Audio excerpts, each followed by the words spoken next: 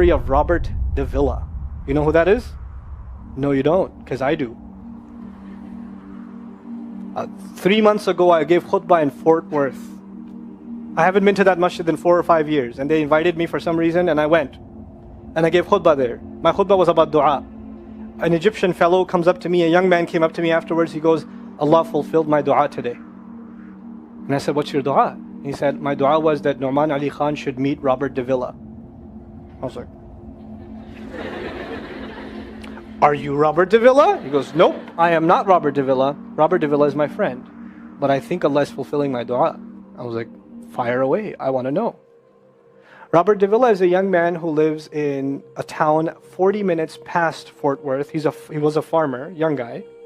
And he was hit with some sort of genetic disorder that kicked in later on in his life, and he became paralyzed from the neck down. And he lives in a nursing home. Most people in that nursing home are 90 years, 100 years. They're really, really old people. And then there's, his room where he's paralyzed neck down. He's the only 30-something-year-old that is in the nursing home, okay? And he's been in that nursing home for the last 10 years. His family got a computer for him that's voice activated, so he can give voice commands, put a headphone on and Google stuff and search stuff so he can surf the web and find information. In his room, and by the way, staunch Christian family, the minister comes and prays for him every week and things like that. And his best friend was in the bed next to him. One of his best friends. He became best friends because he met him at the nursing home. This person was also paralyzed and he needed a new liver. Okay? A liver transplant. He was waiting for a liver transplant. And they used to talk about, God and things like that all the time. They were good friends. Finally, his best friend got a call that there's a donor available for the liver. So he's so excited. He goes, Robert, I'm going to miss you, but I'm going. I've got a donor. So they take his friend and they go into the operation, and his friend died at the operating table. Now his friend, who's also a Christian, the deceased friend, his sister, took one of the amulets of his friend, a crucifix, and she gave it as a gift to Robert. This is a reminder of your old buddy. So he hung it on the side of his hospital bed. Robert Davilla lives a pretty decent life in there. The nurses take care of him. He's a happy guy. And one day he goes to sleep and he sees a man in his dream. That man says his name is Muhammad. And he says, pointing at the crucifix, God did not send messengers so they would worship the messengers. God sent messengers so you could worship God. And Jesus was just a man. He walked in the markets and he ate food. He walked in the markets and he ate food, and the dream stopped. He only knows that Jesus was just a man. He knows there's a man named Muhammad that said that to him. He said that messengers came so people could worship God and not the messengers. This is all he knows. So he starts Googling Muhammad. He finds Islam. He takes Shahada. When he takes Shahada, he wants to learn about the Quran. So he goes on these chat sessions and finds somebody needs to teach me Quran. He finds a brother in Egypt that he gets together with on Skype to try to learn Arabic. Learn the Arabic alphabet. Once he learned the Arabic alphabet, he learned to recite the Quran. He memorized 10 surahs from his hospital bed. Then he said, I'm beginning to memorize the Quran and I'm beginning to learn about this prophet, but I need to understand the Quran. So he starts Googling how to understand the Quran. And for some reason, he ends up on my videos. And he starts watching my stuff. And he watched almost everything. And then here's the kicker. In the nursing home, there was an Egyptian fellow that used to come in and do some repair work. The Egyptian fellow has his own awesome story. The guy had basically lost faith. He wasn't religious. The nearest masjid to him was 50 miles away. So he didn't really go to Jum'ah much anymore. But he felt a spiritual void, so he started going to the church just to feel closer to Allah. Raised Muslim. He goes to the church just to feel closer to Allah. He's passing by Robert's room one day and he hears وَالْعَصْرِ إِنَّ الْإِنسَانَ لَفِي خُسْرٍ. So he walks into his room and says, Robert, what are you listening to? Robert says, nothing. That was me. And the guy says, you're Muslim? He goes, yeah, I became Muslim. And now this friend is in shock.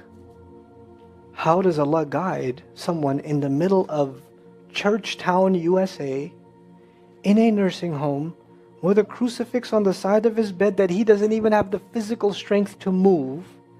And the guy himself says, I want to come back to Allah.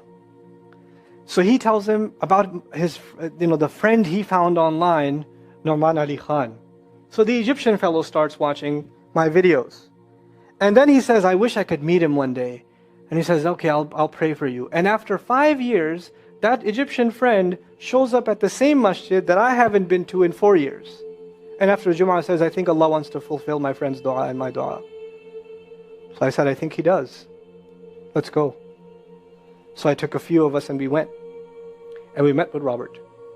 We had a beautiful conversation with him. And inshallah, for Eid, we're going to go to his nursing home again. The nursing home was pretty shocked. You're all here to meet Robert?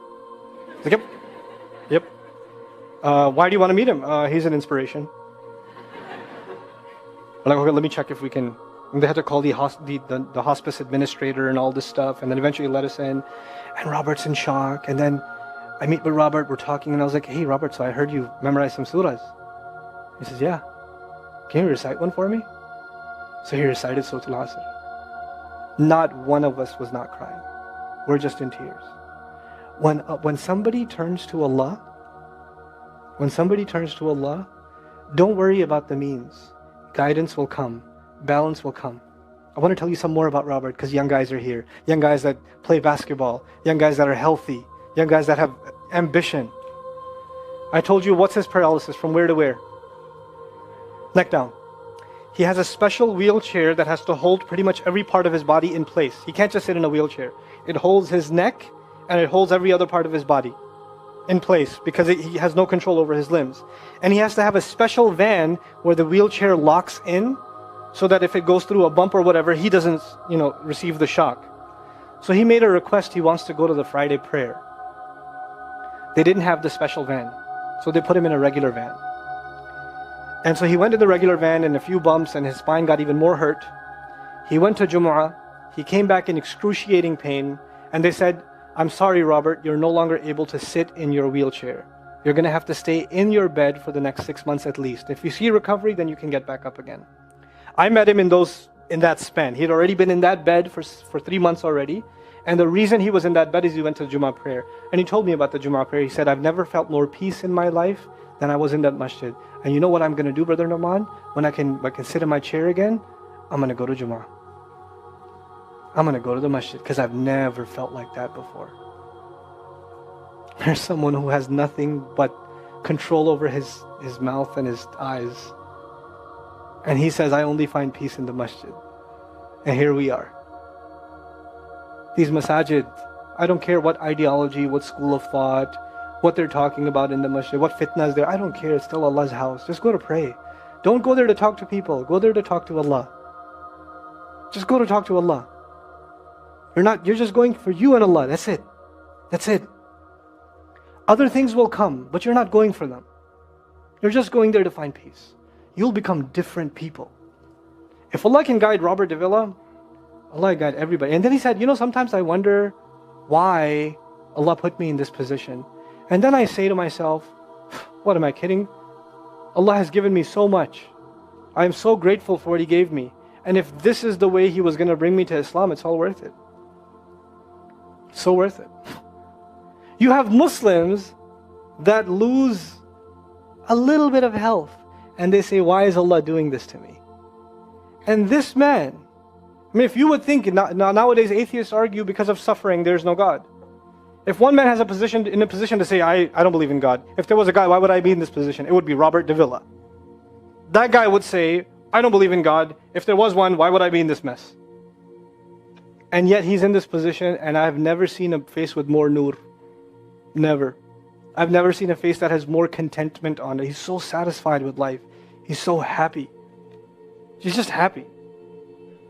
The last 7 or 8 khutbahs I've given are actually based on one sentence each on one sentence that he said in his conversation. Is that profound? He's a teacher to me. I consider him a teacher. He's my sheikh. Somebody says, who's your sheikh? I say, Robert Davilla. Really? Is that a pizza place? Or no. The guidance is all around us. You don't have to get worried about what's not there. There's plenty there. You know what Allah did for the people of the cave? You know He even guided them in where to sleep. You know He even guided them on where to turn. As the sun was coming, they'd turn away from it. As the sun came from the other side, they'd turn the other way. Allah will guide you in your sleep when you make dua to Him. He'll even guide you in your sleep. Every toss and turn will be guided by Allah. Can you imagine? We shouldn't be skeptical in Allah's guidance. We shouldn't worry about how am I going to find balance. No, that's Allah's job to guide you. Your job is to talk to Him. Your job is to get sincere. That is the message I have for you. That is how we're going to find balance. Honestly. And if once you do that, once you become sincere to Allah, Allah will open doors. Allah will give you friends. Allah will give you teachers. Allah will